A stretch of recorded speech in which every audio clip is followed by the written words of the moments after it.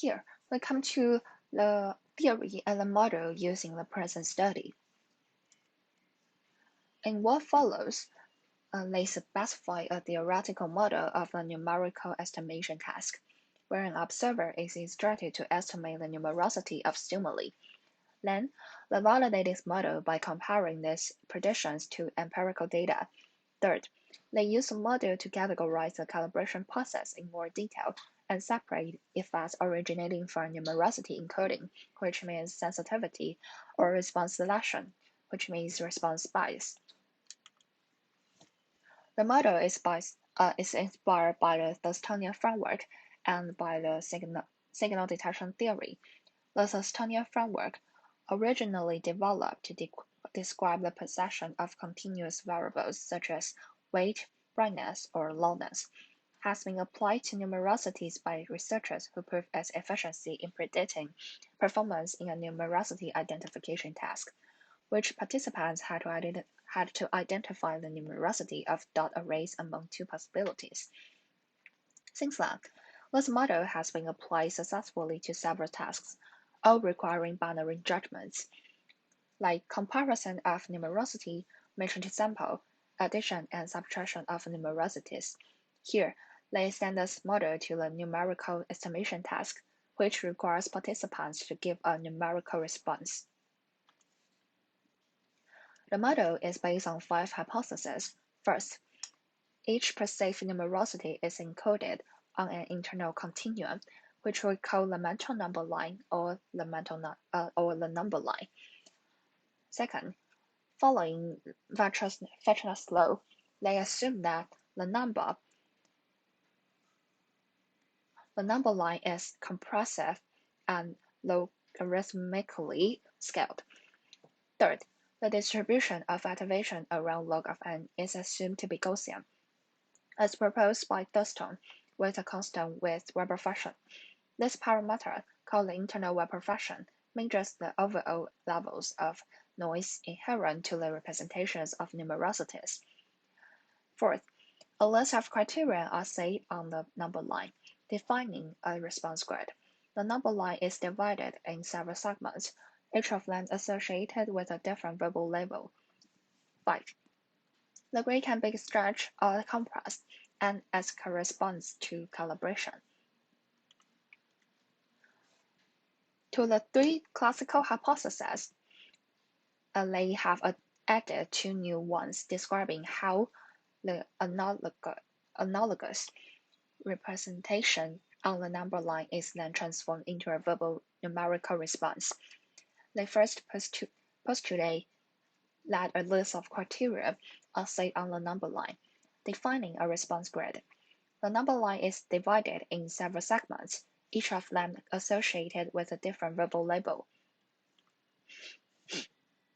As this model has been inspired by the signal detection theory, correspondence can be drawn between the parameters in these 2 frameworks.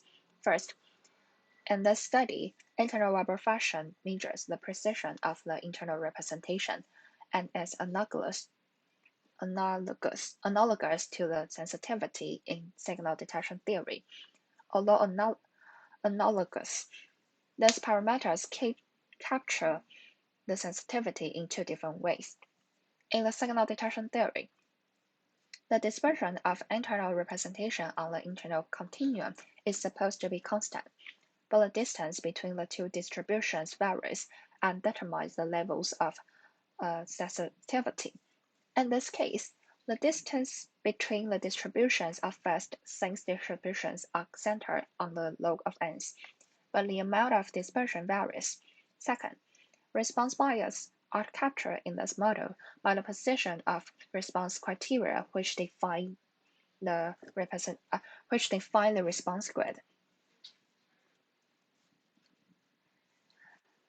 The aim of this analysis is to give a quantitative description of the response grid, both in the non-calibrated and in the calibrated estimation cases, and to compare the prediction of this model to several aspects of the empirical data. In this model, the response grid is not optimally adapted to internal logarithmic scale, but still partially adapted. The shape of the response grid is constraint. The mathematical theory specifies the constraints defining the shape of the response grid. Then, once we have determined the shape of the response grid, we can derive the predictions of the model and verify first that the predictions following the property of scalar variability, a well-established fact about estimation data, and second, that the response functions are predicted to be power functions, as observed in magnitude estimation experiments. After checking for the validity to the model, we can use the distribution of responses to reconstruct the distribution of activations on the number line, and justify a posterior the choice of Gaussian distribution. Finally, we derive the quantitative value of the parameters of the model for the different groups of participants in the second experiment to test which parameters are responsible for calibration. Let's specify the shape of the spontaneous response grid in two steps. First, let's define a canonical response grid corresponding to an optimal behavior, where a participant responds always with the closest number. And then, let's specify the response grid actually used by participants in relation to this canonical response grid. An optimal strategy will consist in giving the number which is the closest to the activation point. Hence, if the activation fell close to log of 30, the response given will be 30. This strategy defines a canonical response grid, where criterions are situated on the main points between the logs of the possible responses. The spontaneous and calibrated response grids are related to the canonical response grids is an affine transformation. The canonical response grid is either stretched or compressed by parameter A and shifted by parameter B. To capture the idea of a global calibration, they postulate that participants transform their spontaneous response grid, again by an affine transformation, in order to bring their response grid in accordance with the indication given. As a spontaneous response grid is an affine transform version of a canonical response grid, the calibrated response grid is itself an affine transform version of a canonical response grid, with different values of parameters A and B. The formula illustrates the predictions of the model for three different conditions on the parameter A. When A is equal to 1, it means it's a canonical response grid. When A is larger than 1, it's a stretch grid. When A is less than 1, it's a compressed grid. As the property of scalar variability is a very general aspect of estimation data, models of estimation cannot be acceptable if their predictions do not follow this property.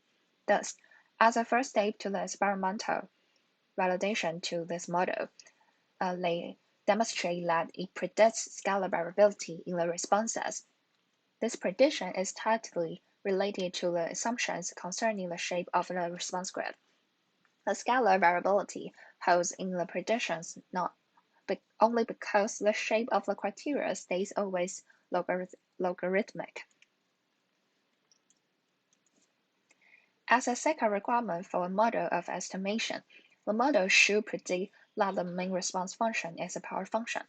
In magnitude estimation experiments, response functions have been repeatedly observed to be power-shaped, an observation replicated on our list data set. At this point, it's important to emphasize that the shape of response functions in this model does not necessarily coincide with the internal scale log of n. For example, if the canonical response grid is used as A is 1, B is 0, the responses are almost accurate. This prediction originates from the logarithmic shape of the response grid, and from the fact that response grid is not perfectly matched to the internal scale, but has undergone an affine transformation. In this part, they release this hypothesis and challenge it by computing an estimate for the activation curve and comparing this estimate to a Gaussian fit. They also calculate the standard deviations of the estimated activation curve to obtain an estimation of the internal Weber function, which represents the global amount of noise in numerosity representations. They first evaluate separately the distributions of activations for each participant and each stimulus numerosities. To do so, distributions of responses for each participant and each numerosity, which is larger than 20, were placed on the response grid. These distributions were then recentered and averaged across numerosities for each participant. Furthermore, before comparing the activation curves between participants, we had to correct for the stretching or compression imposed to the canonical response grid. To obtain the value of the parameter A, given the amount of distortion, they used the exponent of the mean response functions of each participant. As the theory predicted this exponent to be equal to the inverse of A, once corrected, the estimated activation curve of each participant was fitted with a Gaussian distribution, and we can extract the width of these Gaussian fits to obtain individual values of the internal Weber function. Finally, the estimated activation curves were averaged across participants, and the grand average curve was again fitted with a Gaussian distribution.